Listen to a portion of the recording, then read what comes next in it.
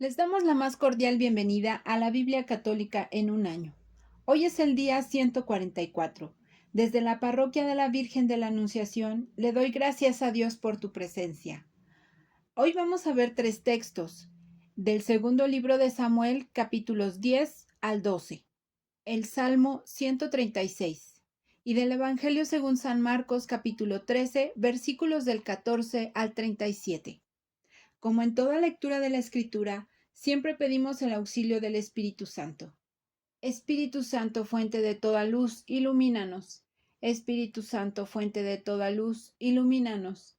Espíritu Santo, fuente de toda luz, ilumínanos. Habla, Señor, que tu siervo te escucha. En el nombre del Padre, del Hijo y del Espíritu Santo. Amén.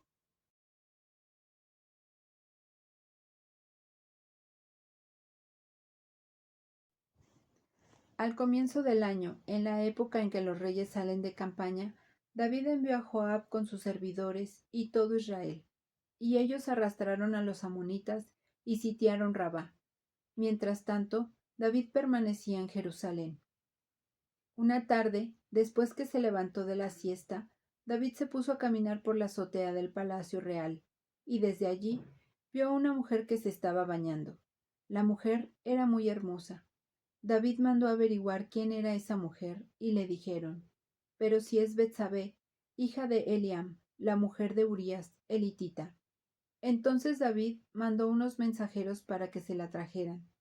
La mujer vino, y David se acostó con ella, que acababa de purificarse de su menstruación. Después ella volvió a su casa. La mujer quedó embarazada y envió a David este mensaje: estoy embarazada. Entonces David mandó a decir a Joab: envíame a Urías, elitita. Joab se lo envió, y cuando Urías se presentó ante el rey, David le preguntó cómo estaban Joab y la tropa, y cómo iba la guerra. Cuando David dijo a Urías: baja a tu casa y lávate los pies. Urías salió de la casa del rey, y le mandaron detrás un obsequio de la mesa real. Pero Urías se acostó a la puerta de la casa del rey, junto a todos los servidores de su señor, y no bajó a su casa. Cuando informaron a David que Urías no había bajado a su casa, el rey le dijo: tú acabas de llegar de viaje, ¿por qué no has bajado a tu casa?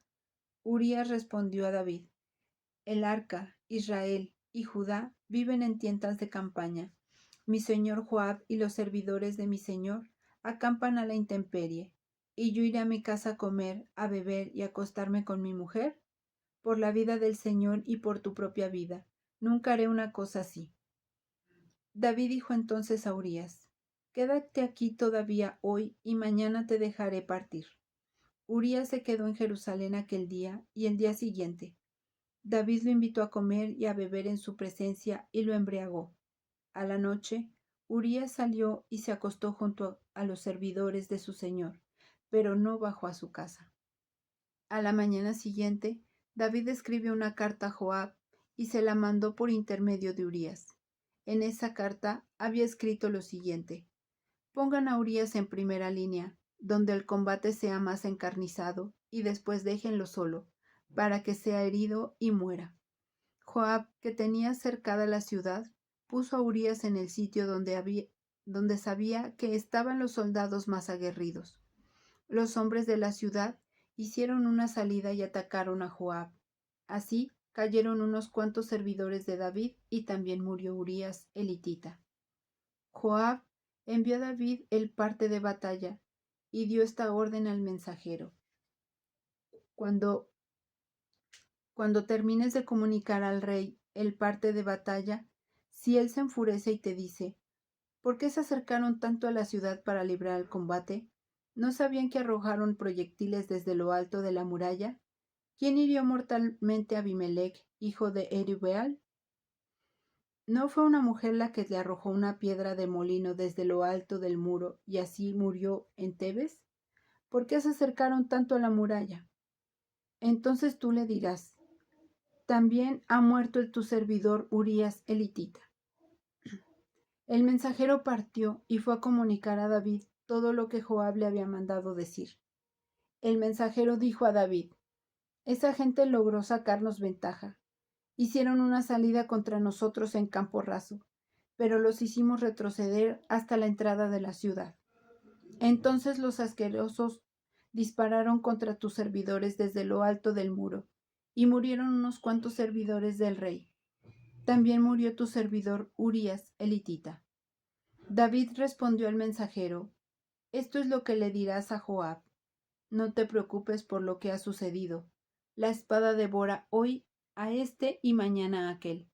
Intensifica el ataque contra la ciudad y destrúyela. Así le devolverás el ánimo. Cuando la mujer de Urías se enteró de que su marido había muerto, estuvo en duelo por él. Cuando dejó de estar de luto, David mandó a buscarla y la recibió en su casa. Ella se convirtió en su esposa y le dio un hijo.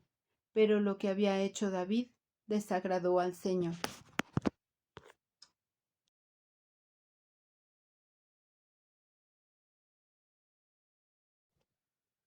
Entonces el Señor le envió al profeta Natán. Él se presentó a David y le dijo: Había dos hombres en una misma ciudad, uno rico y el otro pobre. El rico tenía una enorme cantidad de ovejas y de bueyes. El pobre no tenía nada fuera de una sola oveja pequeña que había comprado. La iba criando y ella crecía junto a él y a sus hijos. Comía de su pan, bebía de su copa y dormía en su regazo. Era para él como una hija.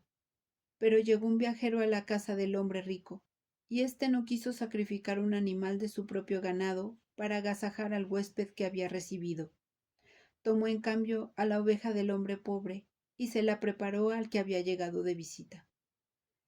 David se enfureció contra aquel hombre y dijo a Natán: Por la vida del Señor, el hombre se ha hecho eso, merece la muerte.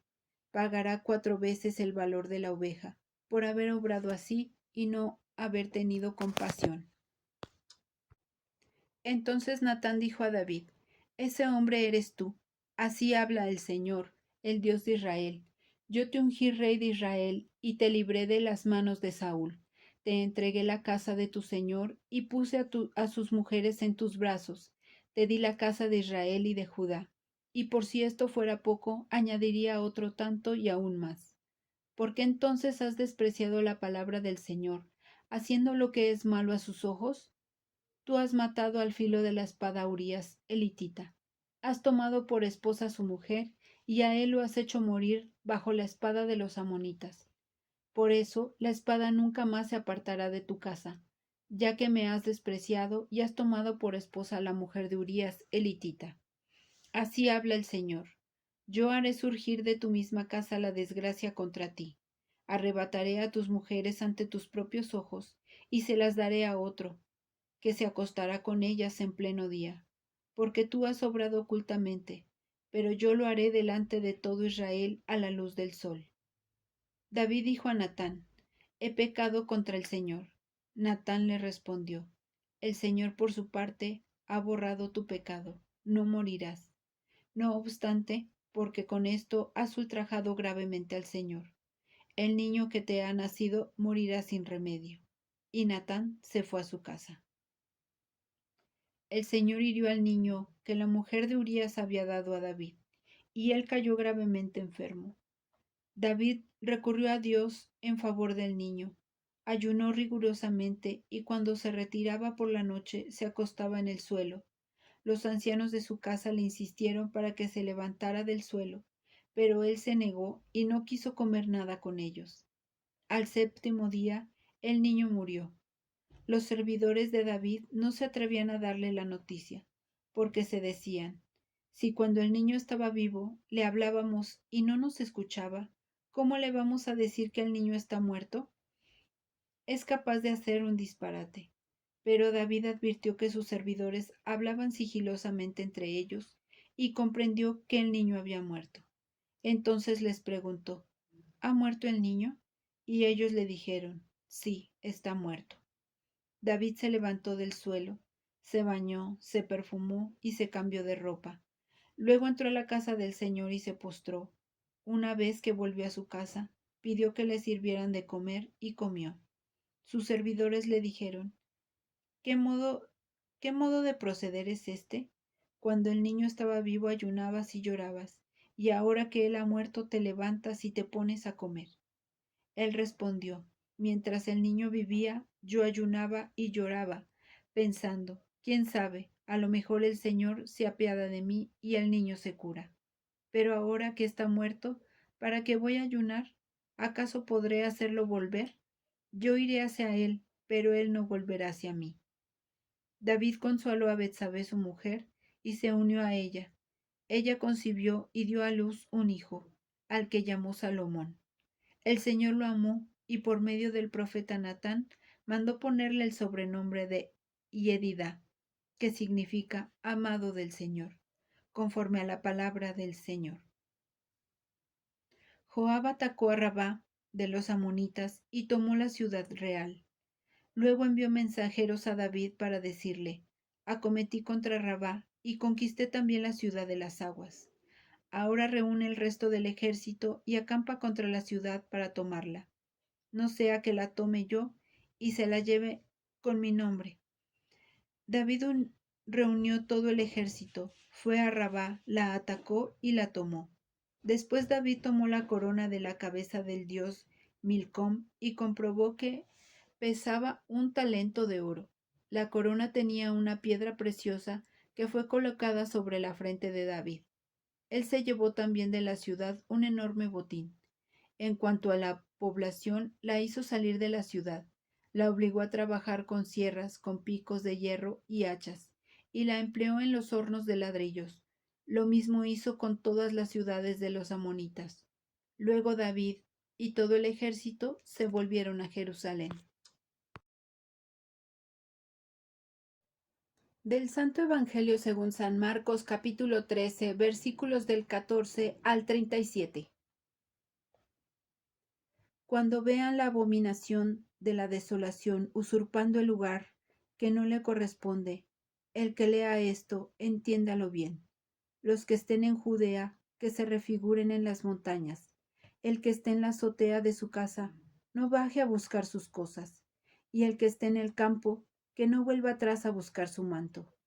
Ay de las mujeres que estén embarazadas o tengan niños de pecho en aquellos días.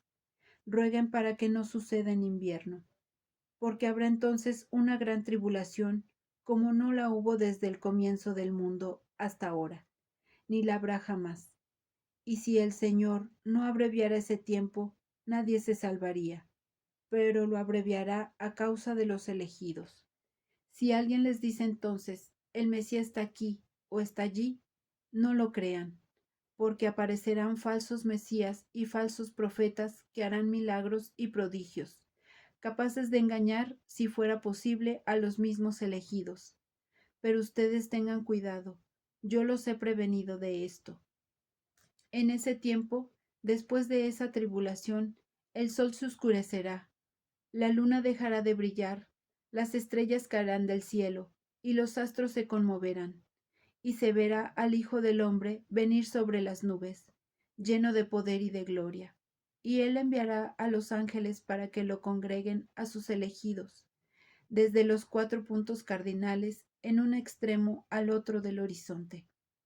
Aprendan esta comparación tomada de la higuera. Cuando sus ramas se hacen flexibles y brotan las hojas, ustedes se dan cuenta de que se acerca el verano. Así también cuando vean que sucedan todas estas cosas, sepan que el fin está cerca, a la puerta. Les aseguro que no pasará esta generación sin que suceda todo esto. El cielo y la tierra pasarán, pero mis palabras no pasarán. En cuanto a ese día y a la hora, nadie los conoce, ni los ángeles del cielo, ni el Hijo, nadie sino el Padre. Tengan cuidado y estén prevenidos, porque no saben cuándo llegará el momento. Será como un hombre que se va de viaje, deja su casa al cuidado de los servidores. Asigna a cada uno su tarea y recomienda al portero que permanezca en vela. Estén prevenidos entonces porque no saben cuándo llegará el dueño de la casa, si al atardecer, a medianoche, al canto del gallo o por la mañana. No sea que llegue de improviso y los encuentre dormidos. Y esto que les digo a ustedes, lo digo a todos. Estén prevenidos. Esta es palabra de Dios. Gloria a ti, Señor Jesús. Es todo por el día de hoy. Le damos gracias a Dios por esta bendita palabra que nos alimenta. Unidos con María, vamos a evangelizar.